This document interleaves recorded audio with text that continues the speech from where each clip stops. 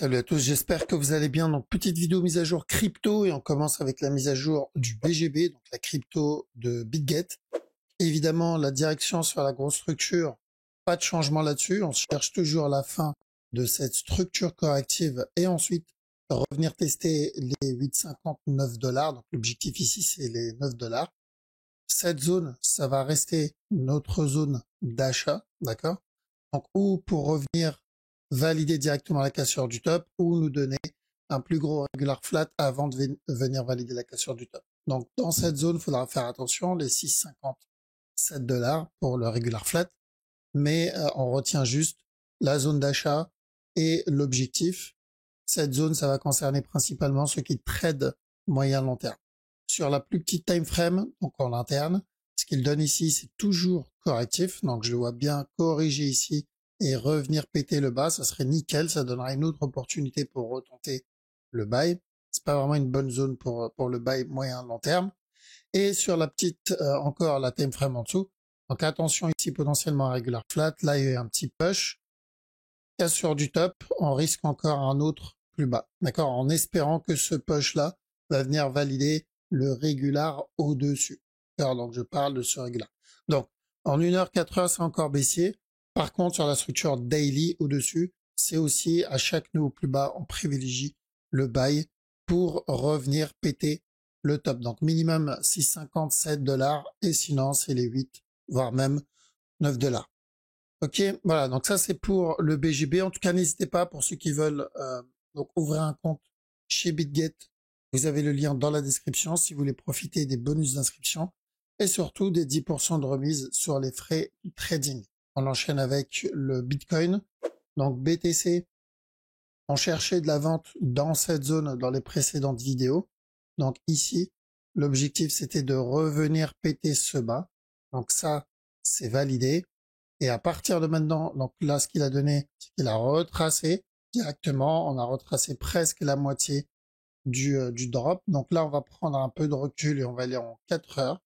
Donc là, il y a que deux possibilités sur ce move. Ça rejoint un peu ce qu'on a déjà obtenu ici. D'accord? Donc, ou, comme là-dedans, un pullback et juste revenir péter le top. Donc un pullback et on va revenir directement péter le top. Ou donc une structure corrective plus grande avant de venir péter le top. Donc une structure corrective plus grande avant de venir péter le top. D'accord? Ça, c'est les risques en général quand on est dans le départ d'une structure corrective. Donc on préfère et on croisera les doigts pour le deuxième scénario. Donc ça comme A, ça comme B, C avant le push. Ça, c'est ce qu'on veut en tant que trader. D'accord? Ceux qui tradent la petite time frame. Donc, si ça doit se faire, ça doit se faire dans cette zone, là où il est. Et à partir de là où on se trouve, on devrait obtenir le C. S'il continue à push, le problème avec le C, c'est que le mouvement, il est beaucoup trop agressif. D'accord? J'aurais préféré que ça soit plutôt une correction, ce qui n'est pas le cas. D'accord? J'aurais voulu un truc qui ressemble plus à ça. Là, le mouvement, il est très agressif, mais ça ne veut rien dire. Rappelez-vous ce mouvement-là. Hop, rappelez-vous ce move, celui-là. D'accord, le mouvement, il était très agressif. Ensuite, on a eu la même agressivité dans l'autre sens. On est revenu péter le top, on valide un regular flat et il nous a quand même validé le drop. D'accord. Donc, c'est pour ça on se fie pas trop aux bougies et on garde en tête toujours la structure supérieure. Donc, ceux qui sont en mode long terme, invest, voilà, le mouvement est toujours haussier. Et l'objectif, c'est toujours revenir péter ce top-là.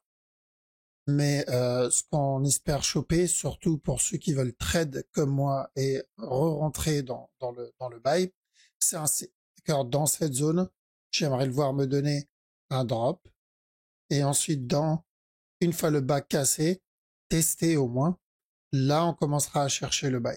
Ça, c'est le scénario qui va concerner principalement ceux qui cherchent à trade en 1 heure, par exemple. D'accord?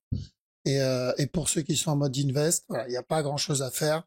Le buy ici qui a été pris, donc cumulé dans cette zone, est toujours bon et le mouvement est toujours haussier. On l'avait déjà dit dans les précédentes vidéos, ce qui fait ici, ça va être la correction de cette impulsion.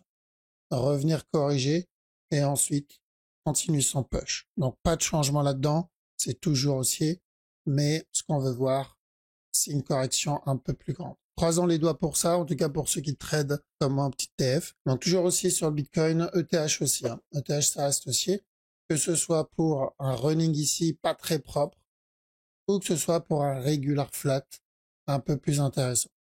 Donc le bas reste important évidemment. Tant qu'on n'a pas cassé le bas, on risque encore un push. D'accord?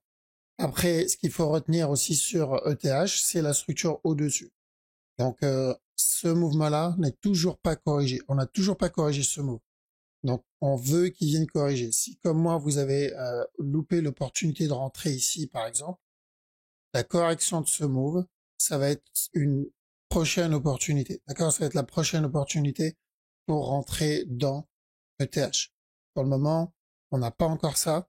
Donc c'est où il commence, où il invalide ce potentiel running régulier et il commencera à nous donner cette correction tout de suite.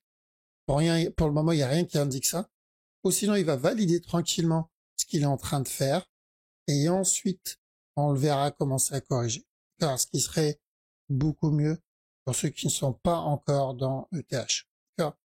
Donc, pour le moment, tant qu'on n'a pas cassé ce bas, tant qu'on n'a pas cassé ce bas et que ce mouvement reste correctif, s'il y a des buy setup, on tente pour revenir tester le top. On a le BNB. BNB, ça va être une structure plus grande aussi. Donc l'idée ici, c'est de revenir tester ce top aussi, mais ce qu'on aimerait avoir, c'est qu'ils reviennent au moins tester cette zone. Parce que s'il donne une structure un peu plus grande, on le verra donner ça, et ensuite ça d'abord avant le push. D'accord. Et sur la plus grosse time frame, on n'oublie pas la direction. Tout ça, c'est une correction pour revenir péter le top. D'accord. Donc ce qu'on cherche ici, c'est la cassure du top.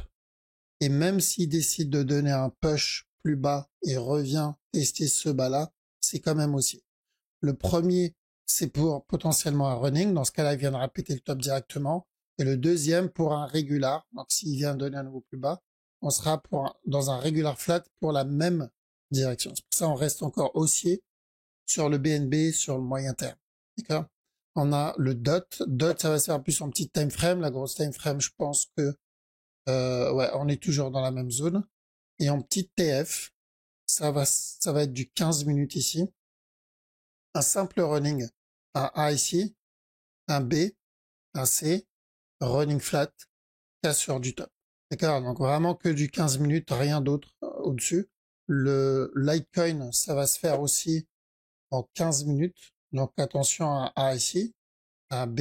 Là, si on a un drop pour un C, on peut tenter un buy pour un regular ou un running, tout dépend si il a cassé le top. Ouais, tout dépend s'il casse le top ou pas. D'accord? Donc, si on a un petit push, on cherche ensuite encore un up. Alors, le up, on peut le tenter que si on obtient le C. Mais ça peut être un bon setup s'il valide le C. On a le sol. Alors, sol, bon, pour moi, il a déjà validé un running sur ce move. Là-dedans. D'accord? Donc, il n'y a pas grand chose à prendre. Et 4 heures, on sait très bien que ce mouvement-là, c'est un A. Alors tout ça, c'est un A. Et à chaque nœud plus bas, on cherche un retournement pour un B. Donc revenir tester à peu près la moitié du drop qu'on a obtenu. Le VET, ça va se faire en interne aussi, parce que grosse time frame, pas vraiment de changement. Et en interne, ouais, il y a peu de chances que ça soit un expanding sur ce move. Je pense qu'on est en train de faire une première impulsion ici. Là, j'attends de voir s'il me donne un C. Si on a un C, donc si on a vraiment une correction, ça se tente, sinon non. D'accord? Restez vigilant par rapport à ce move parce que chaque nouveau plus bas, on s'approche donc de la fin du A et ensuite on commencera à aller chercher notre B. C'est ça qu'on veut. Alors, on a envie d'une structure complète si on veut une continuation. Donc, j'ai besoin d'une structure complète si je veux une continuation. Et on a Atom.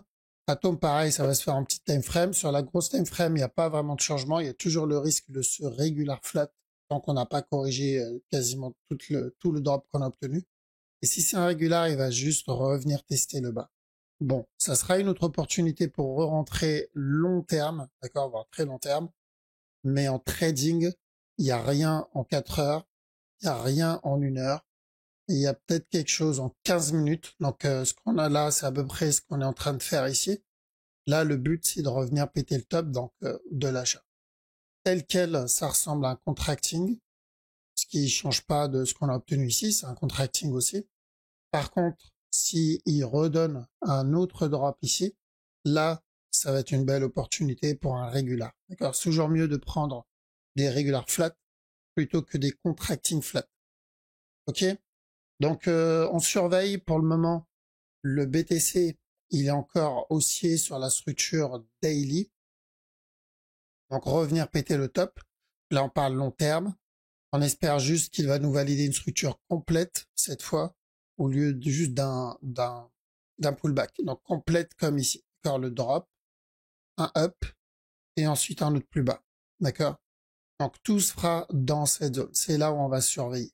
Et je m'adresse encore une fois aux traders. J'insiste là-dessus pour éviter les personnes qui vont acheter, par exemple ici, en mode invest. Ça ne marche pas comme ça. Même ici, ce n'était pas la bonne zone pour acheter en invest.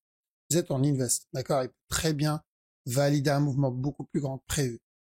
La zone invest, ça a été quand on l'a annoncé ici. Il y en aura une autre, vous inquiétez pas. Ça, et je crois que j'en ai parlé lundi dernier, il me semble, c'est des zones de trade, d'accord? Que ce soit pour un régular interne ici, ou que ce soit pour un régular plus grand, c'est du trading, rien d'autre. Ok, voilà, donc on a fait le tour. En tout cas, merci les amis pour le soutien, ça fait vraiment plaisir. Merci d'avoir regardé la vidéo jusqu'au bout, si c'est le cas. Passez une bonne soirée ou une bonne journée, je vous dis à la prochaine.